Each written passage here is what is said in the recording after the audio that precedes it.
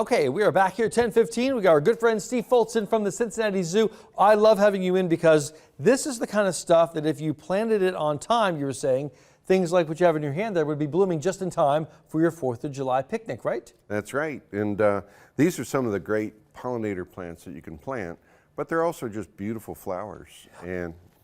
But this one in particular is a bottlebrush buckeye. A bottlebrush buckeye. Yeah. It looks like a bottlebrush with the little tendrils kind of sticking out of the flowers there. Right. The bees absolutely love it.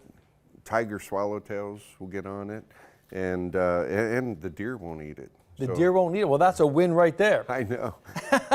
And you know, sometimes you know, they love kind of a partial shade, kind of a moist area. So if you have that problem wet area, that's a great solution. I love the big leaves too. It feels very tropical and very lush, and it looks great in a vase too if you want to bring it inside.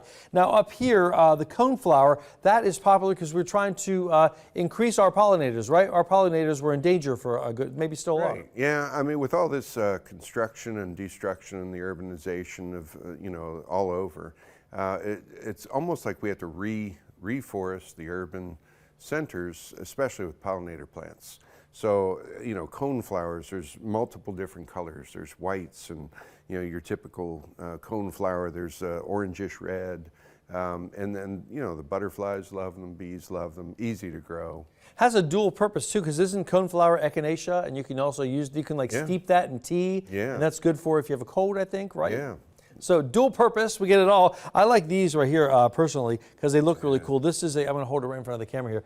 This is a red trumpet, and these are specifically for what, Steve? Those are for hummingbirds. So you can kind of see how a hummingbird would be able to get its, you know, into the tubular flower there.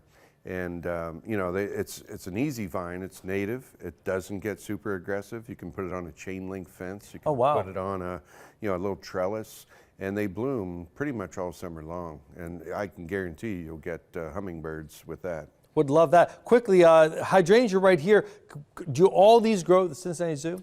Yeah, we have everything here. So the oak leaf hydrangea, you know, the deer will nibble on that if you have a big, heavy deer population. But this is one called ruby slippers. So as it fades, it turns kind of a pink color from the white flower. So nice. Kind of I love it. Steve, we're out of time. Great to have you on all the time, and your little dog too, with that hydrangea. Awesome. All right, let's get over to Ethan now because we're having great, this is like hot house weather. Hot, muggy, getting those showers in there. Looking pretty good. Thanks, Steve. Thanks.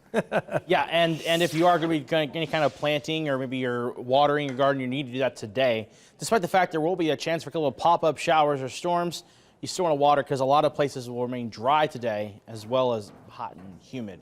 Right now, a live look behind me of our Clover Hill Country Club camera, and not so